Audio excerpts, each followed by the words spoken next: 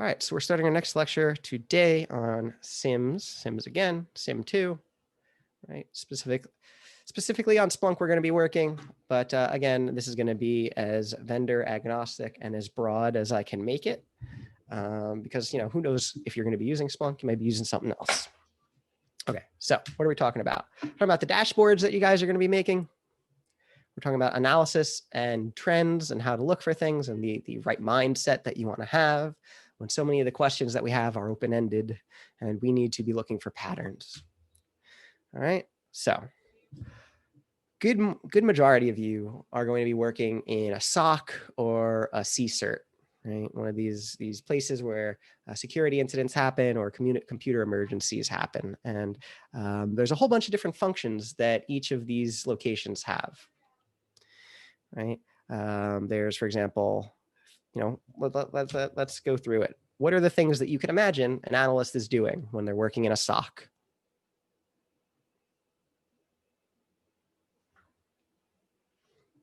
Open up chat. Monitoring systems. Yeah, absolutely. So what do you mean monitoring systems? What do you expect? So I would imagine that, there's a whole bunch of logs being continuously recorded and, fed into a monitoring system. You're watching the system for alerts, anything that's coming in at the moment or up to the minute. Right. Most common thing, number one, you're the front line for acting on alerts, right? Something pops up and you are the first person to pick up that ticket. Right. So that's one thing that we're going to be doing. You touched on it as well, right?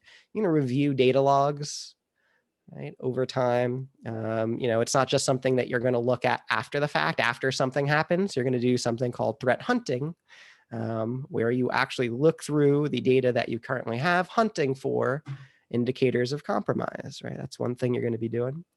Another thing you're going to be doing is working with other SOCs, doing professional development, doing what we call threat intelligence.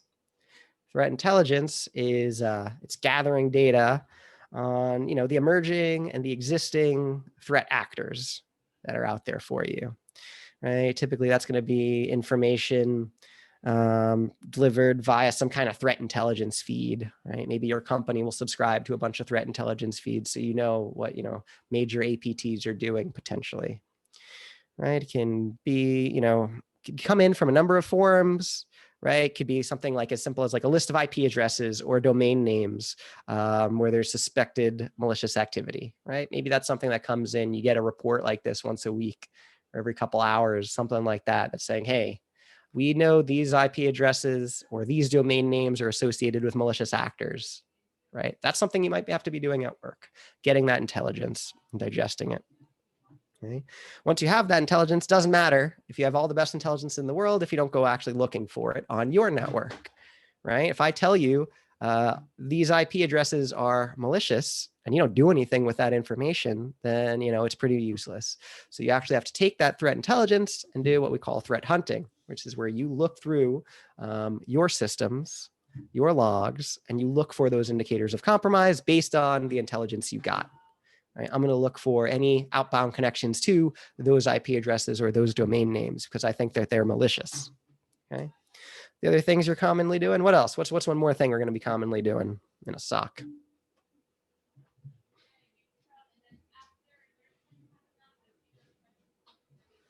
You've done it before.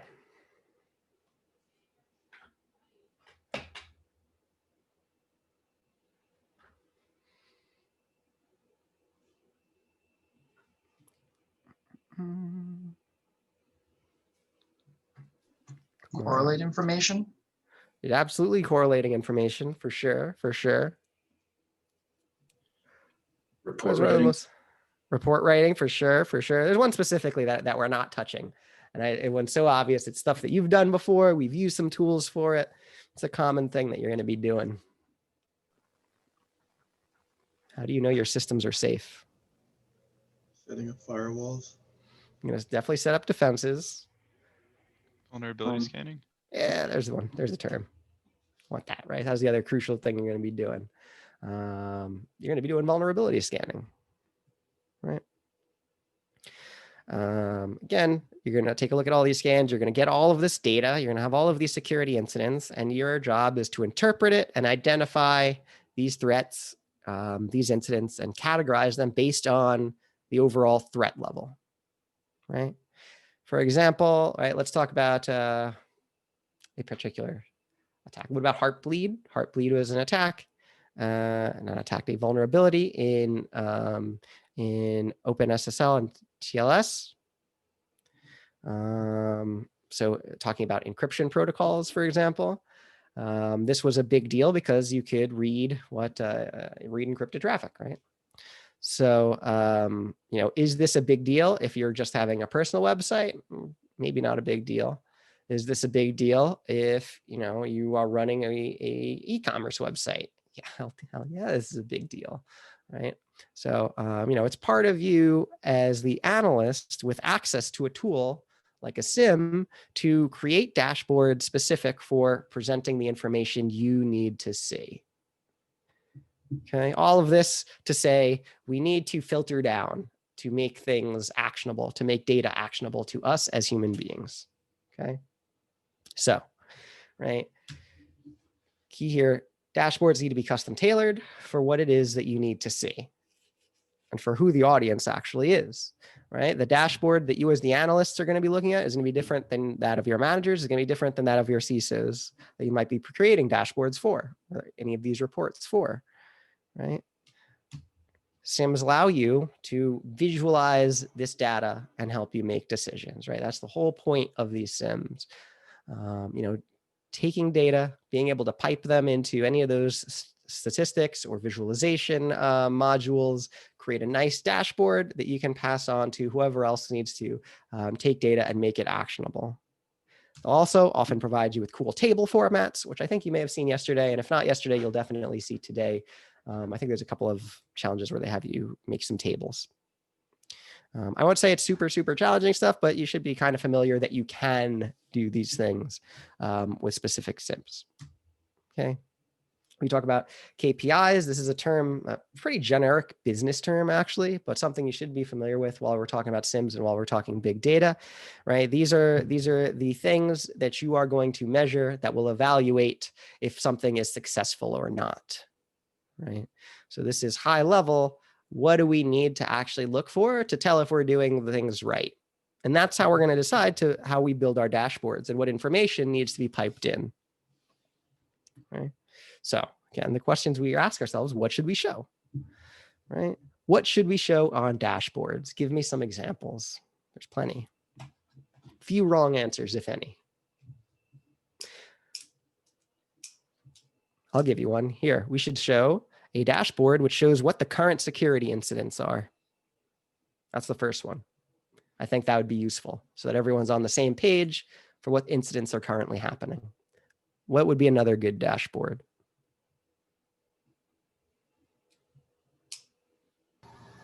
A graph of current bandwidth usage compared to a baseline.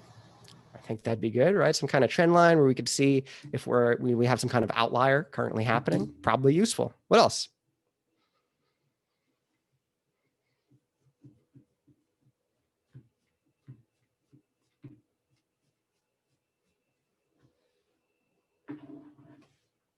That's all we want to see.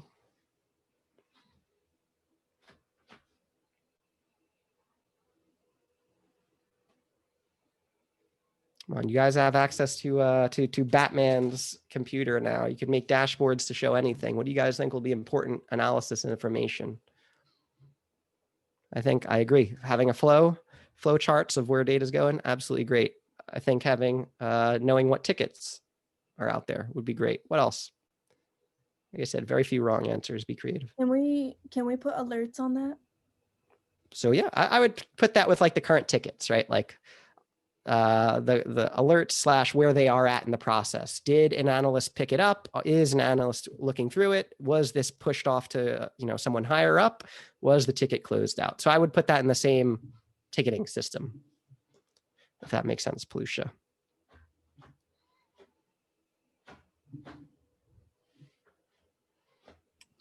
the amount of devices currently on the system. Ooh, I like that, right? How many devices are currently on the network? I think that would be useful. How about this one? Number of failed logons or logins might be useful to know, right? If we see a huge number of failed logins, twice a day, 3 times a day, see huge numbers of failed logins, maybe at 9 a.m. and 6 p.m. and maybe like 3 a.m. or something like that. What does that say?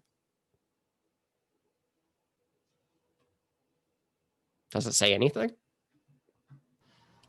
Could be like shift change, people showing up to work and forgetting their passwords, or some sort of password attack of some sort. Yeah, absolutely. I agree. Could be either of those things, right? Could be shift change, which makes sense, right? People logging in at a certain time of day, and people logging out at a certain time of day. Also could be, if I were a bad guy, that would potentially be the time where I would want to do some kind of password attacks if I know a thing about the company, right? You best believe there are APTs that think like that so that they can hide their tracks, and, they'll only run attacks and small attacks at certain times. So hide. So that might be something I'd be interested in looking at. And again, I'm just going to put a list of things that I thought of, right? Maybe I'd want to know number of vulnerable systems. We did our scans. I want to see a list of all the vulnerable systems currently unpatched. I think that might be useful, might be actionable information, right? Maybe the number of vulnerabilities, literally just tell me how many vulnerabilities are we currently looking at? I want to see that on the dashboard. I want to see if it's going up or trending down, etc. Right? Any of these things, maybe average response time for tickets. That might be useful if I'm a manager and I need to know some things about my team. Maybe I want a dashboard with the number of employees that we've trained, because we're starting a campaign to train our employees. How many of them went to our workshop on two-factor authentication, phishing, and password training? Maybe maybe a percentage of how much testing have we done and how much is completed.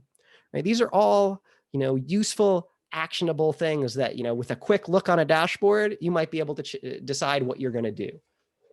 Right? There's not, like I said, there's not really wrong answers. It completely depends on the context, but it's important to ask yourself, who needs to see this information, right? You want to display information for users by their role, right? Your manager doesn't probably need to see the same things that you need to see, doesn't need to see the same things that your CISO needs to see, doesn't see the same things that maybe the different members in the IT team needs to see. All right. My point is, you now have access to like Batman's crazy supercomputer, right? You have to decide what's important to show. Okay, cool. Whole spiel on what's important to show. All right, let's say we've decided what's important to show. We've decided what information we're going to capture now. All right, we had a lot of discussions. Like, all right, we're capturing all this information. Now, the next question we have is, how do we analyze this information? What approaches should we use? And how do we go about detection? Okay. So again, here's your job. You are to resolve alerts, right? Alert pops up, you got to resolve it. So there's 2 directions that an alert can go into, right? When you first get it, either a false positive or a true positive. I guess it could also be a negative, but I'm worried more about the positives right now. Okay. So false positive means you have a alert, potentially a DDoS attack. And then you go and do some investigation. You find out it wasn't a DDoS attack, just a lot of traffic, had some cool sale going on the web. Okay. True positive, it's a DDoS attack. You find out, yes, it's an actual DDoS attack happening right now. You have to resolve it. Okay. So what I'll say is we have 3 different type of analysis. I should say, 4 different type of analysis techniques or protocols, we'll say. The first one and the easiest one to identify and do to your detection is conditional. Okay, conditional matching. This is just another term for what we've done before. I'll say it's like pattern matching. It's if this, then this, right? If I see this malware signature, then we have this malware, right? This is the conditional analysis. One way that you can look at things. Right? Doing some kind of signature matching.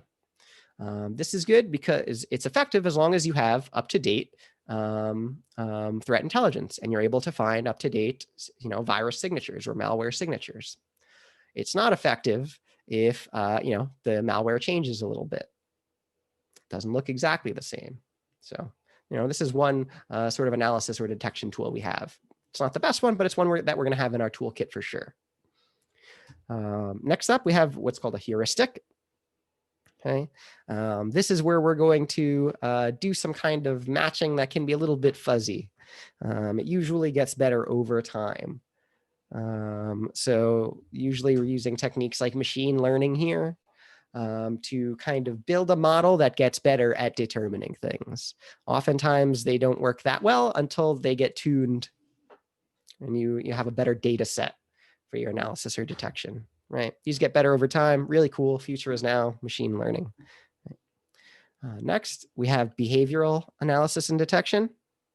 This is where we're going to use essentially like a statistic / profile for different events and look for the outlier.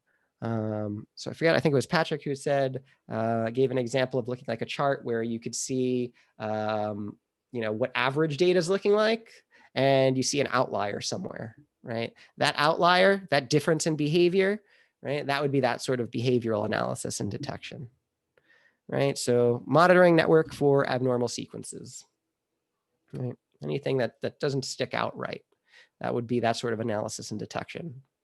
Okay. And finally, and this one looks a little bit similarly to behavioral, I'll agree, but I'll show you how it's different. This is called anomaly analysis or anomaly detection. This is where you're going to look for something that doesn't follow the standard, which I know sounds like behavioral, but let me be clear about it. This would be like if I generate an alert on any pattern that doesn't follow a set rule. So if I have a ping packet where the header is like way big, it doesn't follow the standard, or if I have HTTP traffic that's being sent, but it doesn't follow the actual HTTP protocol, maybe it's doing something wrong, right? That would be an anomaly there. It doesn't follow the pattern, the standard. Okay, a little bit different than behavioral, where we have to first generate a baseline and then see where we're different from there. Anomaly is we're actually different from a known standard. Does that make sense? Does anyone want any clarification on there difference between behavioral and anomaly detection?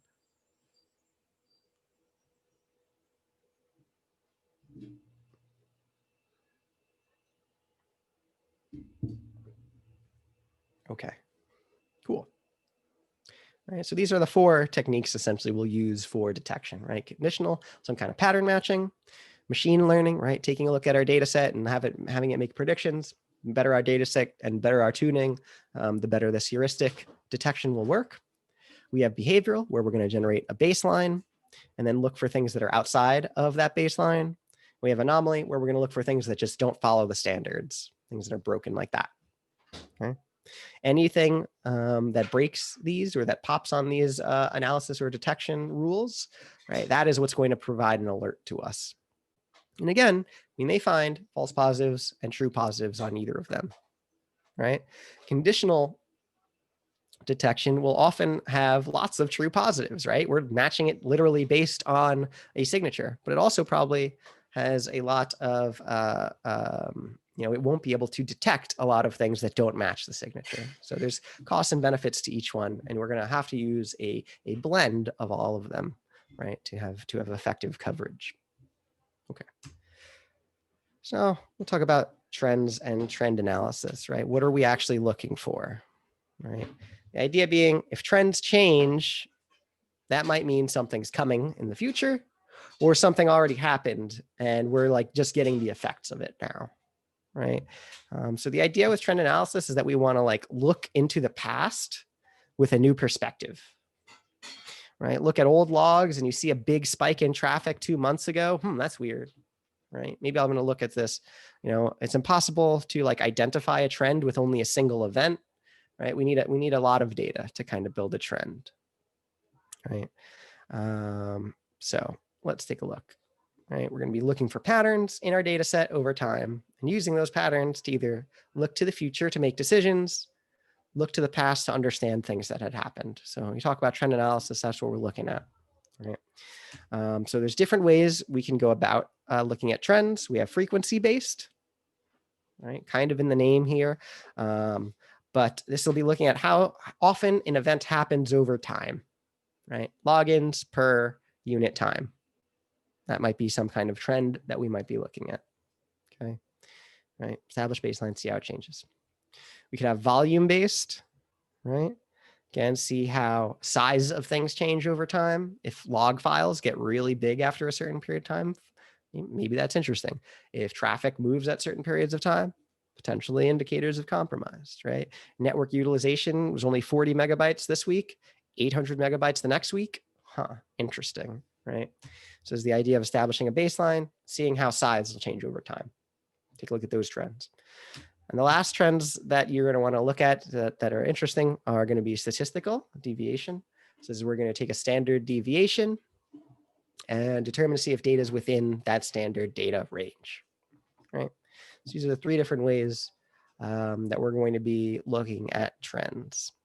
And, it's really important that you look at them each of these ways and that you have a lot of context for the information, right? Because that will, understanding the trend really helps you make decisions in the future, right? Like if I tell you it's cold, that maybe tells you you have to wear a jacket, right?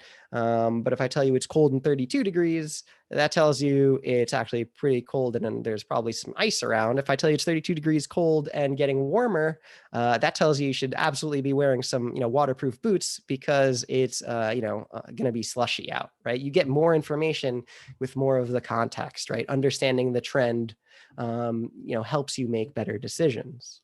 Right? If you see, we still have a whole bunch of vulnerabilities, but the trend line is going down, right? We're doing good to patch these vulnerabilities and get better at it. That's a good thing, right? Even if we do see a high number of vulnerabilities. So it's important that we keep on top of how trends are flowing. Okay. So in summary, what did we need? What are we talking about today? One, you want to ask yourself, what do you need to see? Right? You as the analyst, what is it important for me to you to see that will give you actionable information? And the second question you have to have is, again, because Blue Team's all about stories and you can't just be looking at things for yourself. You need to present things, right? You need, what do you need to show? So you might be making dashboards for your manager, for your CISO, for other members on the team using your SIEM. So you need to make sure that you're able to show them the appropriate information.